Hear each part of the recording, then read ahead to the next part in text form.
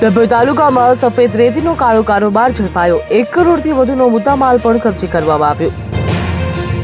પીપળિયા ગામે ઓરસંગ નદીના પટમાંથી લાંબા સમયથી ચાલતા ગેરકાયદેસર રેતી ખનન ઉપર ખાણ અને ખનીજ વિભાગના અધિકારીઓએ મોડી રાત્રે અચાનક જ દરોડા પાડ્યા હતા। રેતી માફિયાઓમાં ભારે ફફડાટ ફેલાઈ ગયો હતો।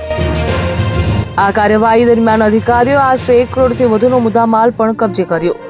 ઓરસંગ નદીમાંથી ચાલતું ગેરકાયદેસર ખનન ડભોઈ તાલુકાના કરનાળી નજીક પીપળિયા ગામ પાસે આવેલી પવિત્ર ઓરસંગ નદીના પટમાં રેતી માફિયાઓ દ્વારા દિવસ રાત ગેરકાયદેસર રીતે રેતીનું ખનન કરવામાં આવતું હતું અને વ્યાપક ફરિયાદો પણ ઉઠી હતી।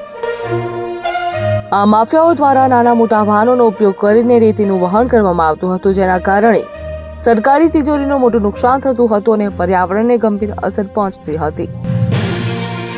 3 ડમ્પર, 1 હિટાચી મશીન કબજે કરવામાં આવ્યું હતું તેમજ ફરિયાદના આધારે ખાણ ખનીજ વિભાગના અધિકારીઓની ટીમ મોડી રાત્રે આ વિસ્તારમાં ઓચિંતા દરોડા પાડ્યા હતા।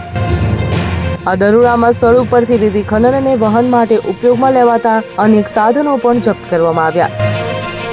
સૂત્રોના જણાવ્યા અનુસાર કબજે કરાયેલા વાહનો અને મશીનરીની બજારની કિંમત અંદાજે 1 કરોડથી વધુ થવા લાગી છે તેમજ માફિયાઓમાં ફફડાટ ફેલાઈ ગયો હતો। લાંબા સમયથી બેરાકોટક ચાલતા આ ગેરકાયદેસર કાળા કારોબાર ઉપર અચાનક જ પડેલા દરોડાના કારણે આ પ્રવૃત્તિમાં સંકળાયેલા ઈસમોમાં ભયનું મોજું ફરી વળ્યું।